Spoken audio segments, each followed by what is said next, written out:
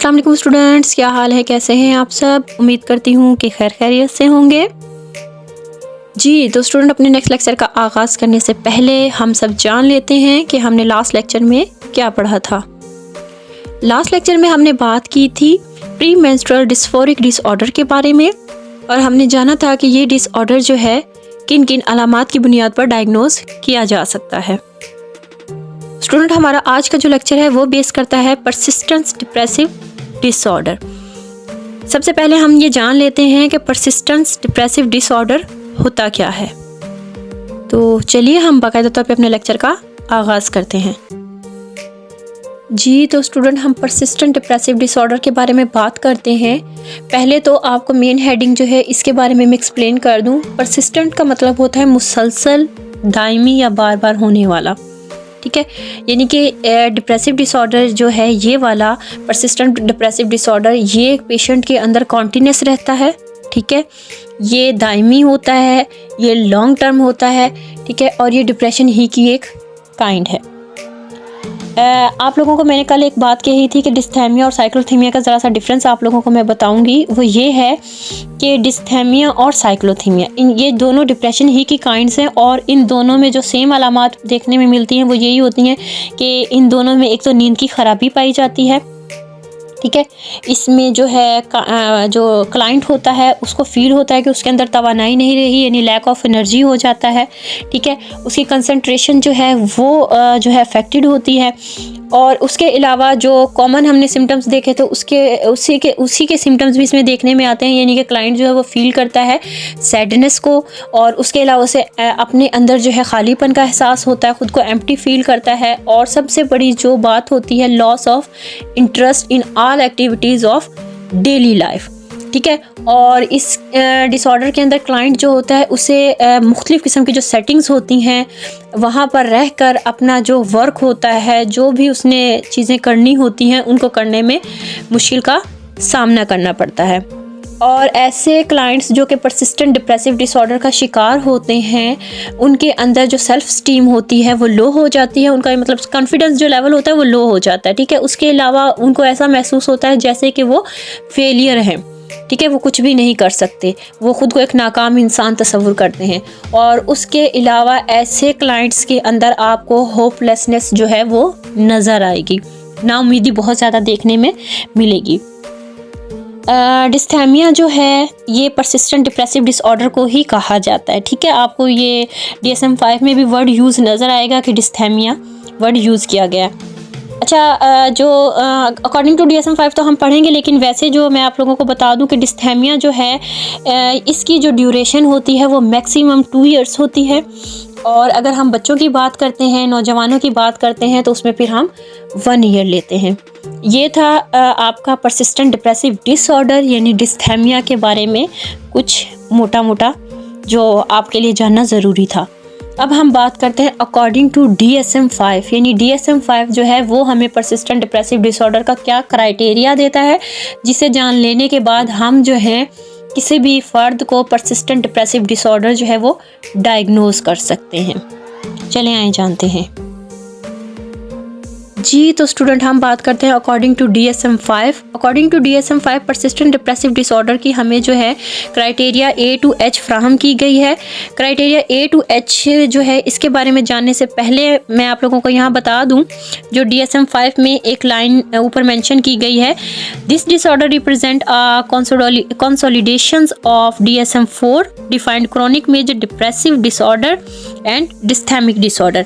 इसका मतलब है कि DSM-4 में आपको ये जो डिसऑर्डर है ये आपको एक तो क्रॉनिक कहा गया। क्रॉनिक का मतलब होता है ऐसा मसला या ऐसी ख़राबी जो कि बार बार हो सकती है, ठीक है।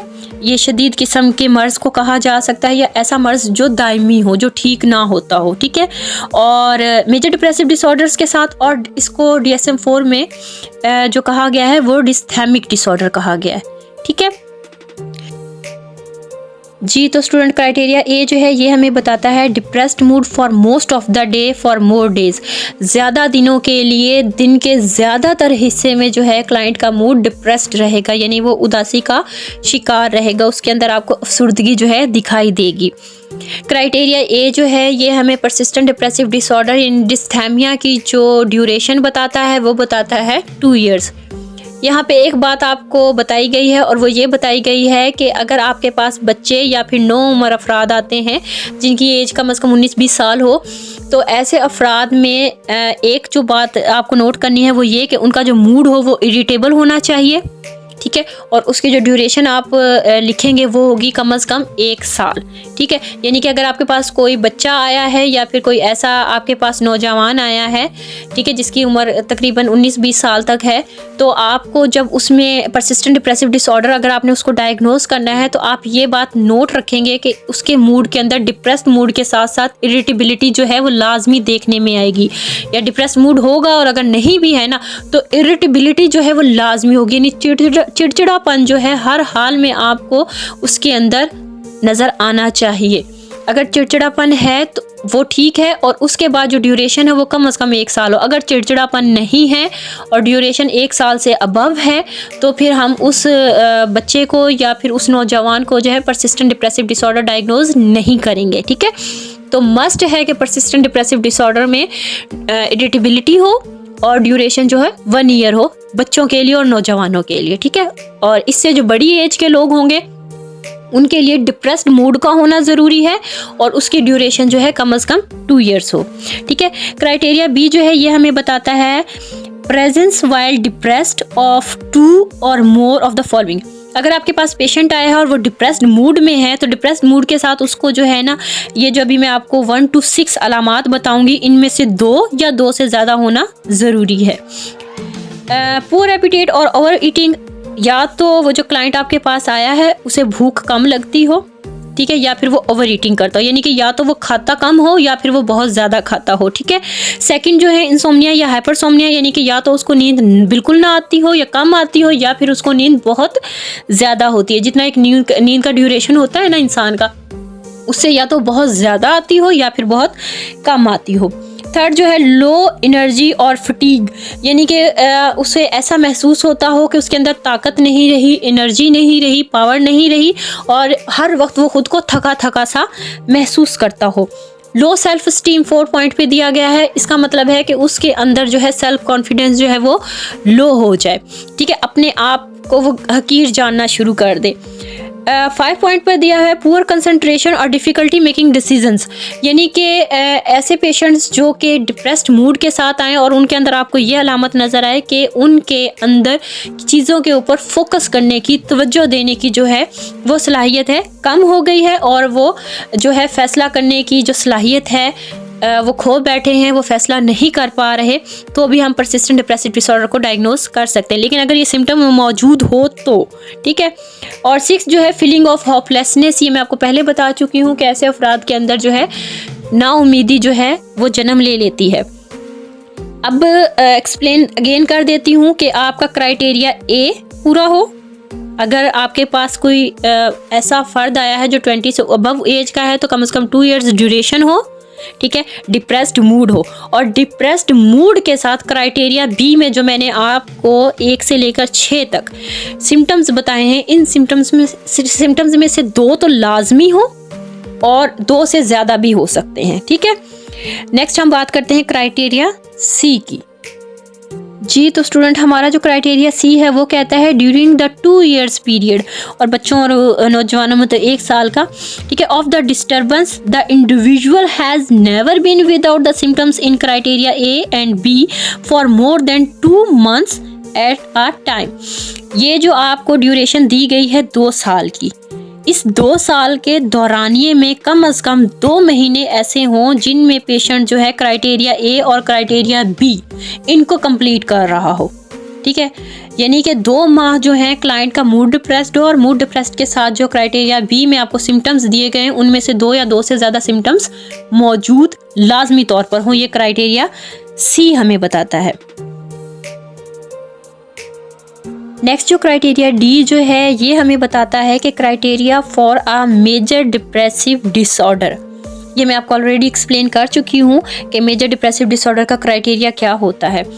ये तमाम तर क्राइटेरिया जो है वो मौजूद होना चाहिए कॉन्टीन्यूसली प्रेजेंट फॉर 2 इयर्स, यानी कि ये जो 2 साल की आपको ड्यूरेशन दी है ना, इस पूरे 2 साल के अंदर आपका जो मेजर डिप्रेसिव डिसऑर्डर जो मैंने बताया था उसका भी तमाम तर क्राइटेरिया, यानी कि मेजर डिप्रेसिव डिसऑर्डर का आपका क्राइटेरिया मैंने बताया था ए से लेकर सी तक, तो ए से लेकर सी तक जो है वो मौजूद होना चाहिए।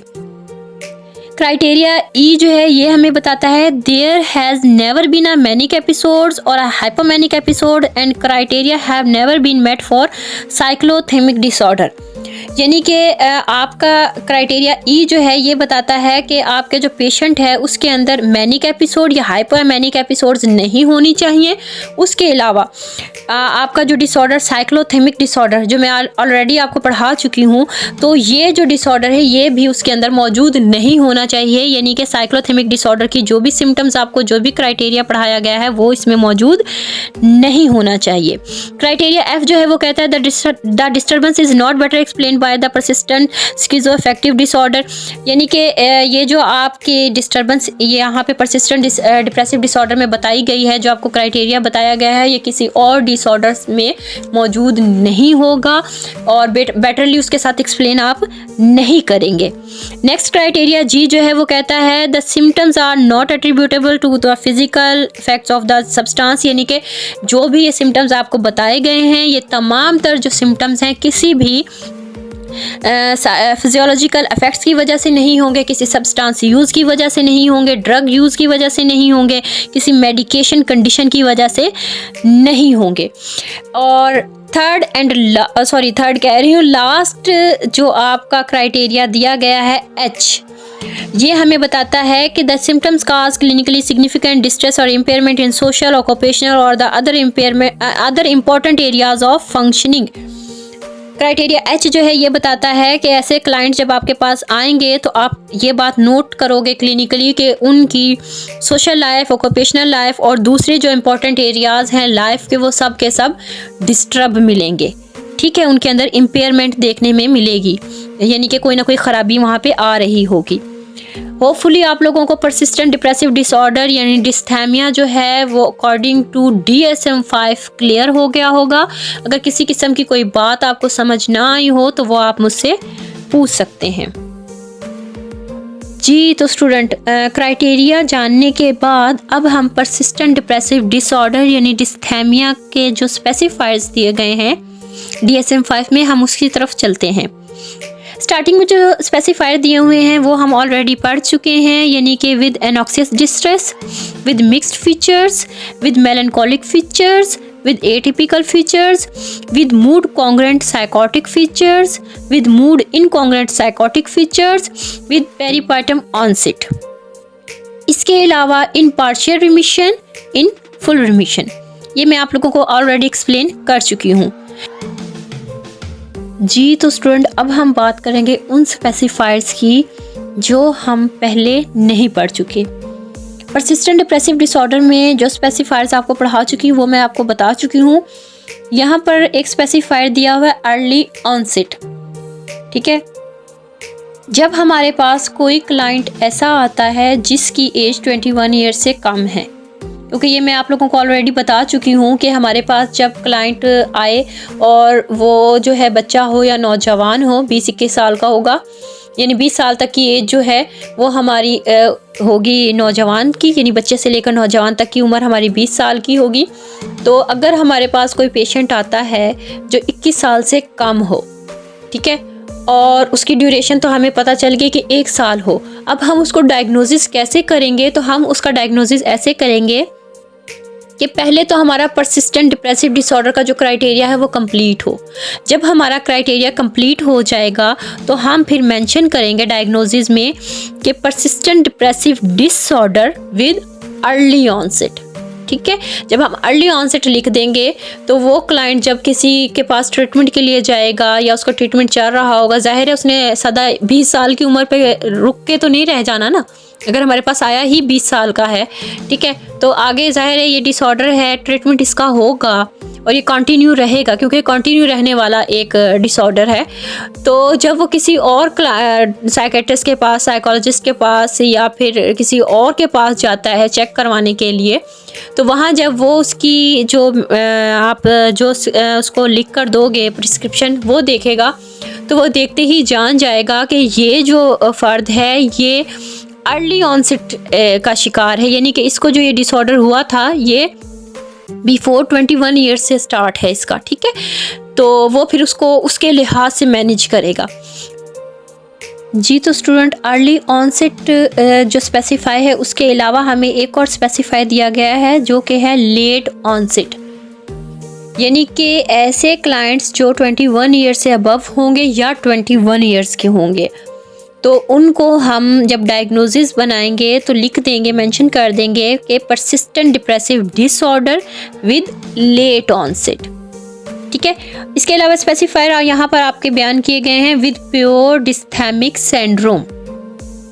ये जो डिस्थेमिक सिंड्रोम की बात की गई है, ये आपका जो हमने पढ़ाया हुआ है ऑलरेडी आपको डिस्थेमिक डिसऑर्डर, उसी की सिम्टम्स इसमें आपको देखने को मिलेंगी, ठीक है। लेकिन यहाँ पे ये हमें क्या कहते हैं कि हम क्लाइंट को persistent depressive disorder with pure dysthymic syndrome उस वक्त डायग्नोज करेंगे जब हमारे पास मेजर डिप्रेसिव एपिसोड्स जो हैं उनका क्राइटेरिया मौजूद नहीं होगा। और कब मौजूद नहीं होगा? जब हमारे पास क्लाइंट आ रहा है और वो बता रहा है कि मुझे जो पिछले 2 साल से जो है परसिस्टेंट डिप्रेसिव डिसऑर्डर की जो सिम्टम्स हैं वो आ रही हैं, तो जब हम उसके जो तमाम तर सिम्टम्स हैं उनको रीड आउट करेंगे और जानेंगे, तो इस बात का हमने ख्याल रखना है कि उन तमाम तर सिम्टम्स के अंदर मेजर डिप्रेसिव एपिसोड्स ना हो, ठीक है। मेजर डिप्रेसिव एपिसोड्स क्या होती हैं ये मैं आप लोगों को बाइपोलर एंड रिलेटेड डिसऑर्डर में एक्सप्लेन कर चुकी हूँ। नेक्स्ट क्राइटेरिया आपका दिया हुआ है, स्पेसिफायर जो है वो दिया हुआ है with persistent major depressive episodes, यानी कि मुसलसल अगर मेजर डिप्रेसिव एपिसोड्स आपको आ रही हो तो उस वक्त हम क्लाइंट्स को कैसे डायग्नोज करेंगे कि persistent depressive disorder with persistent major depressive episodes. इसमें हमारे पास मेजर डिप्रेसिव एपिसोड्स जो हैं वो मिलेंगी, ठीक है, यानी कि साबिक़ा 2 सालों के अंदर हमें मेजर डिप्रेसिव एपिसोड्स की जो सिम्टम्स हैं वो देखने में मिलेंगी। यहाँ पे कंफ्यूज नहीं होना, आप लोगों ने मिक्स नहीं करना। अगर सिम्टम्स मेजर डिप्रेसिव एपिसोड्स की नहीं आ रही तो हम डायग्नोसिस बनाएंगे persistent depressive disorder with pure dysthymic syndrome, ठीक है। और अगर उन 2 सालों में मेजर डिप्रेसिव एपिसोड्स जो हैं वो आ रही हैं, ठीक है, हमें सिम्टम्स मिल रहे हैं, तो फिर हम क्या डायग्नोसिस बनाएंगे? वो हम बनाएंगे persistent depressive disorder with persistent major depressive episode, ठीक है। इसको मिक्स नहीं करना। जी तो स्टूडेंट, हमारा जो नेक्स्ट स्पेसिफायर है वो है with intermittent major depressive episodes with current episodes. ये वाली हम डायग्नोसिस उस वक्त बनाएंगे जब हमारे पास जो पेशेंट आया है उसके अंदर हमें मेजर डिप्रेसिव एपिसोड्स करंटली मिल तो रही होंगी, लेकिन जो उसके साबिक़ा 2 साल हैं उन 2 सालों में ये सिम्टम्स जो है मैक्सिमम 8 वीक्स जो है वो मौजूद रही हों। ओवरऑल 2 इयर्स मौजूद ना रही हों, बल्कि उसकी ड्यूरेशन जो है वो शॉर्ट हो जाए, मैक्सिमम 8 वीक्स वो मौजूद हों, ठीक है। और उसके अलावा जो है जब ऐसा पेशेंट हमारे पास आएगा तो हम डायग्नोसिस में लिख देंगे persistent depressive disorder with intermittent major depressive episodes with current episodes, यानी कि अब जो क्लाइंट को एपिसोड्स आ रही हैं उनके साथ जो है इस वक्त क्लाइंट को मेजर डिप्रेसिव एपिसोड्स भी आ रही हैं। नेक्स्ट स्पेसिफायर जो दिया गया है वो दिया गया है with intermittent major depressive episodes without current episodes, यानी कि जो अब आपके पास क्लाइंट आया है और वो बता रहा है कि मुझे सिम्टम्स आ रही हैं, तो उस दौरानिए में अब जो है मेजर डिप्रेसिव एपिसोड्स की जो सिम्टम्स हैं वो मौजूद नहीं होंगी, ठीक है। उम्मीद है कि ये चीज़ें आप लोगों की क्लियर हो गई होंगी, ये पॉइंट आप लोगों के क्लियर हो गए होंगे। बाकी जो परसिस्टेंट डिप्रेसिव डिसऑर्डर जो है उसका आपको सीवियरिटी के लिहाज से बताया गया है कि आप माइल्ड, मॉडरेट और सीवियर इनको जो डायग्नोज कर सकते हैं। माइल्ड कैसे करेंगे, मॉडरेट कैसे करेंगे और सीवियर कैसे करेंगे, ये ऑलरेडी मैं आप लोगों को एक्सप्लेन कर चुकी हूँ। मज़ीद इस लेक्चर के हवाले से कोई भी ऐसी बात जो आप लोगों को समझ ना आई हो तो आप लोग मुझसे पूछ सकते हैं। अपना बहुत सारा ख्याल रखिएगा, अपनी दुआओं में याद रखिएगा। अल्लाह ताला आप लोगों को हर तकलीफ़, हर परेशानी और हर मुसीबत से महफूज फरमाए। आमीन। अल्लाह हाफिज़।